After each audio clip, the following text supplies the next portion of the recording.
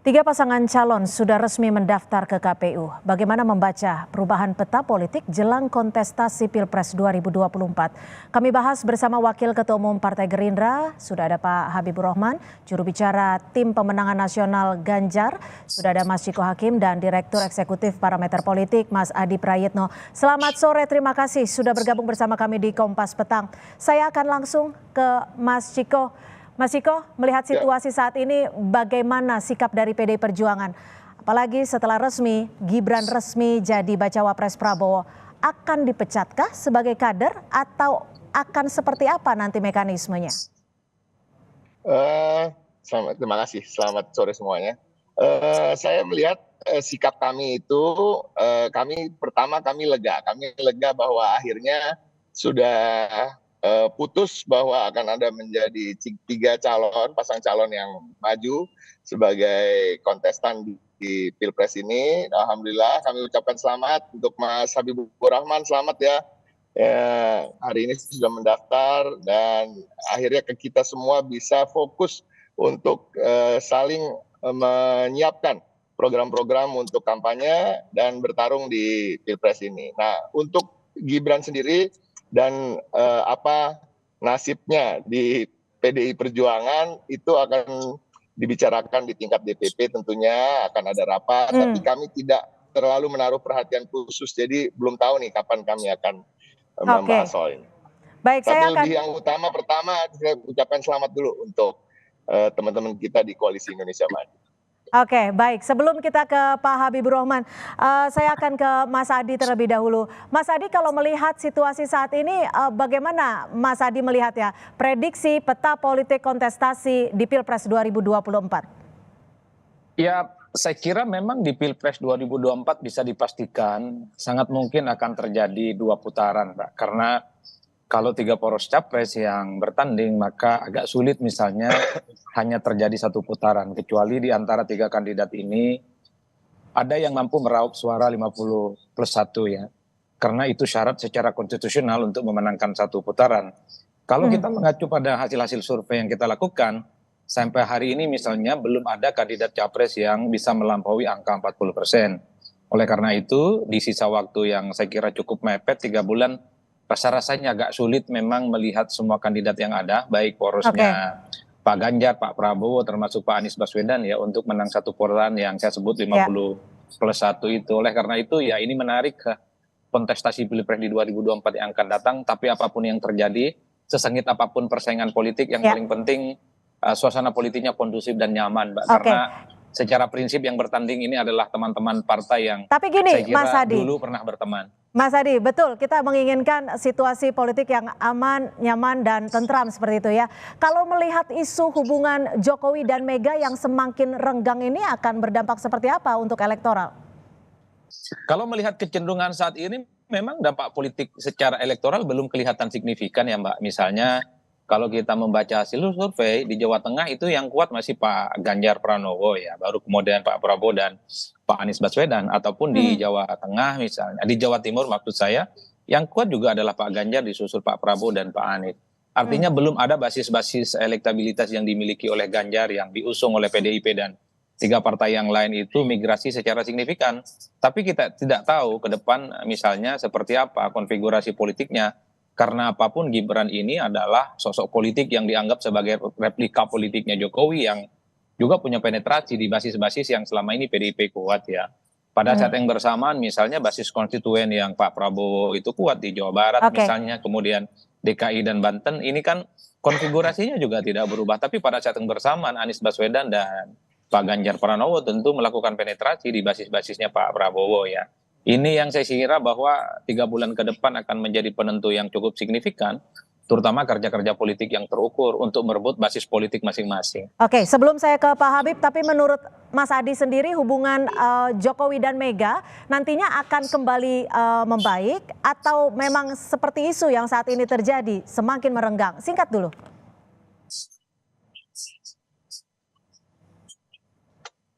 Mas Adi. Ya halo Mbak, kalau kita membaca kecenderungan politik hari ini yang tampak di permukaan ya, karena kita kan bukan elit-elit partai, rasa-rasanya masih terlihat perang dingin gitu ya, masih terlihat jaim dan satu sama yang lain tidak saling menyerang. Bahkan Jokowi pun menegaskan bahwa hubungan PDIP, hubungan Mbak Mega dengan Jokowi itu baik-baik saja sejauh ini. Bahkan statementnya Pak Pramono Anung juga menegaskan hal yang sama. Tapi kalau mau jujur sebenarnya secara alamiah pasti teman-teman PDIP ini nggak kondusif.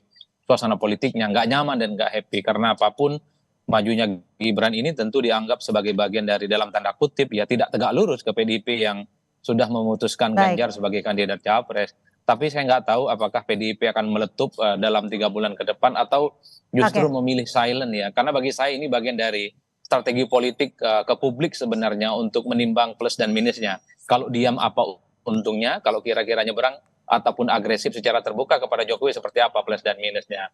Saya menduga ke depan memang agak sedikit akan cenderung tensinya akan semakin naik, Mbak, karena capres-capres ini sudah daftar ke KPU, sebentar lagi akan memasuki masa kampanye, serang-serangan secara terbuka juga pun akan terjadi dan tidak bisa dihindari.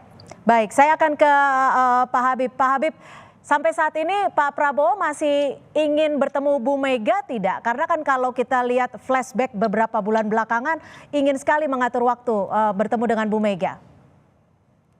Ya, kita melihat situasi saat ini sejuk sekali ya. Sejuk bahkan ya? menurut saya jauh. Halo? Ya, silakan Ya, Pak Habib. jauh di luar perkiraan banyak rekan-rekan akademisi, pengamat, bahwa akan terjadi ketegangan. Kita mengacu pada beberapa statement sahabat-sahabat kami di PDI Perjuangan, antara lain Mbak Puan. Kita dengar tadi bersama-sama sejuk sekali. Kemudian juga para jubirnya tadi juga Bang Ciko juga sejuk sekali ya. Dan saya dengar juga dari informasi di rekan-rekan saya sesama anggota DPR bahwa memang yang kita khawatirkan terjadinya ketegangan sepertinya ya tidak terlalu ekstrim ya, atau bahkan sama sekali sebenarnya rileks situasi saat ini, karena memang sebenarnya kami dengan rekan-rekan kami ya pengusung Pak Ganjar ini sebetulnya dalam satu frekuensi pemikiran yang sama ya, bahwa kami akan melanjutkan legacy pemerintahan saat ini ya, dan kami menganggap pemerintahan saat ini sudah bekerja dengan sangat baik.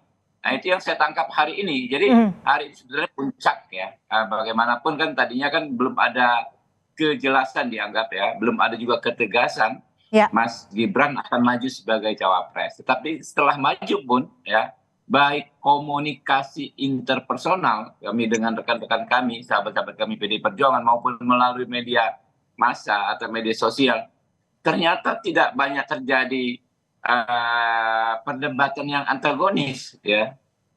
Mungkin yang ditanyakan wartawan banyak hal teknis sudah ketemu atau belum, kemudian mengundurkan diri atau tidak. Hal tersebut menurut saya kami nggak bisa kasih jawaban ya, tetapi secara umum kami merasakan sekali ya saat ini situasinya justru malah baik-baik saja. Situasinya baik-baik saja menurut dari Gerindra dan juga tenang seperti itu ya Pak Habib ya. Tapi lalu bagaimana untuk menjawab isu politik dinasti saat ini? Tapi kita jawabnya nanti usai jeda, tetap bersama kami di Kompas Petang.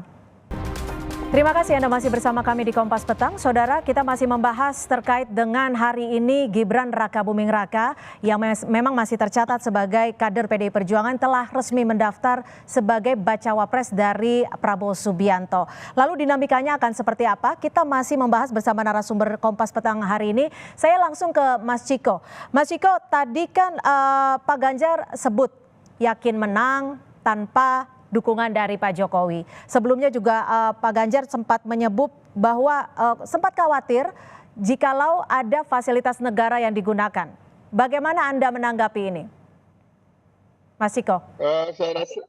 Saya rasa kita dari sejak awal, sejak kita melihat sepertinya Mas Gibran akan maju sebagai cawapres dari Pak Prabowo, kami sudah tahu bahwa itu artinya ada kemungkinan di mana Pak Jokowi tidak akan mendukung calon kami, tapi itu sudah kami perhitungkan dan memang dengan atau tanpa dukungan Pak Jokowi kami sudah mempersiapkan strategi-strategi untuk memenangkan pemilu ini. Dan saya sangat setuju dengan apa yang dikatakan Pak Ganjar bahwa kita akan maju terus dan itu kan menjadi fokus kita ke depan. Oke, jadi tetap yakin, percaya diri seperti itu ya.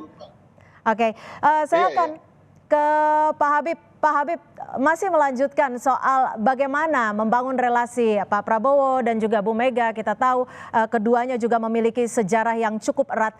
Nantinya ke depannya akan seperti apa? Karena kan komitmennya sudah sama, ingin menjalankan pemilu yang aman, tentram, dan bahagia. Ya tentu kita nggak ada masalah yang signifikan ya dalam hubungan baik Pak Prabowo dengan Bu Mega. Beliau berdua itu sudah bersahabat sejak mungkin 20 tahun terakhir ya. Nah, perbedaan atau kesamaan pilihan dalam kontestasi itu sudah sering beliau berdua alami. Jadi namanya hubungan itu tentu ada pasang sedikit, ada surut sedikit. Tapi secara garis besar beliau berdua adalah negarawan. Dua tokoh yang juga lahir dari keluarga besar negarawan. Jadi hal-hal seperti ini menurut saya bagi mereka tidak akan mungkin merusak persahabatan beliau berdua.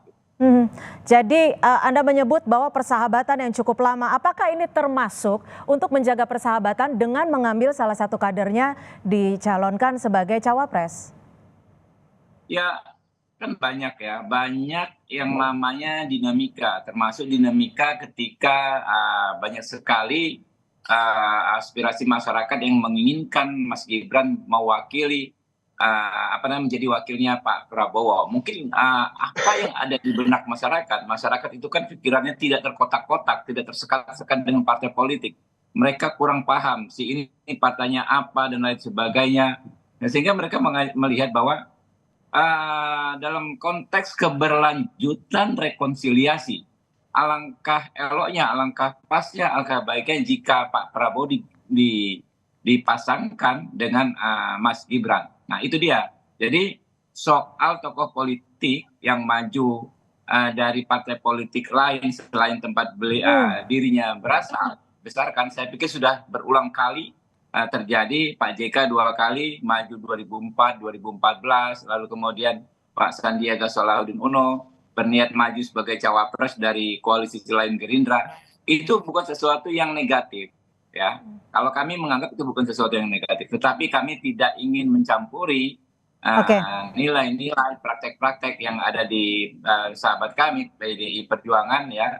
Yang jelas kami yang menyerahkan sepenuhnya ya soal status keanggotaan Mas Gibran tersebut kepada Mas Gibran sebagai sosok yang memang sudah matang berpolitik, ya bisa menentukan sikap berpolitiknya.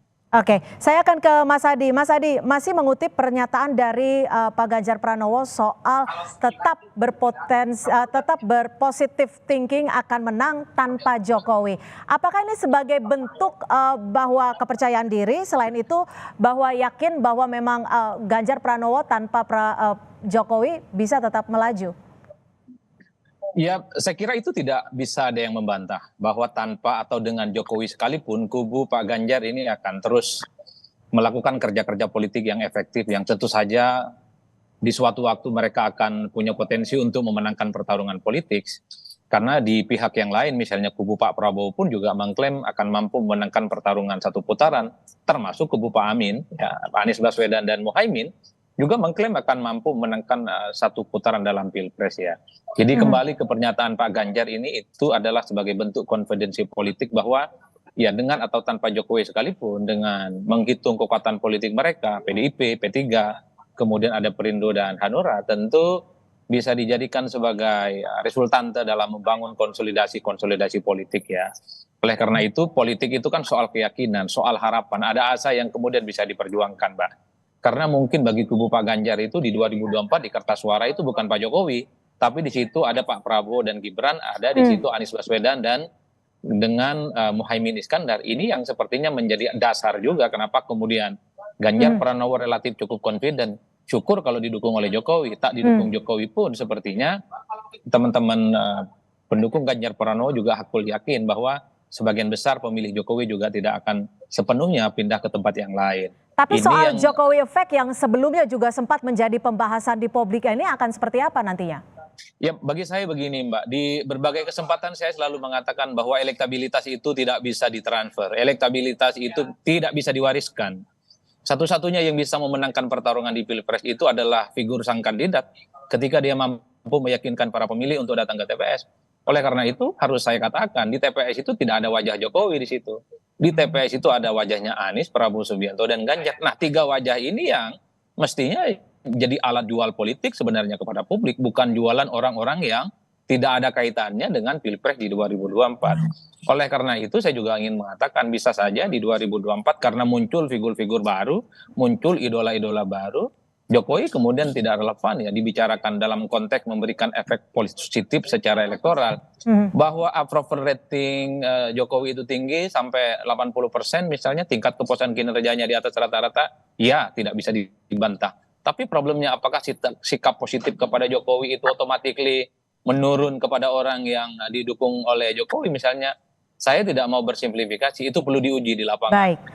Karena itu tadi muncul sosok-sosok baru, idola-idola baru untuk bertanding di 2024. Mahfud idola baru, Gibran idola kami baru, sudah tangkap. Muhaimin Jadi Iskandar juga idola ada baru. 3 pasangan calon yang nantinya akan berkontestasi di pemilu 2024. Mungkin nanti tahap selanjutnya yang bisa dinilai oleh publik adalah melalui debat Pilpres 2024. Terima kasih Pak Habibur Rahman, Waketum DPP Gerindra, dan juga Mas Ciko Hakim dari Jubir TPN Ganjar, dan juga Mas Adi Prayitno, Direktur Eksekutif Parameter Politik, sudah bergabung bersama kami di Kompas Petang.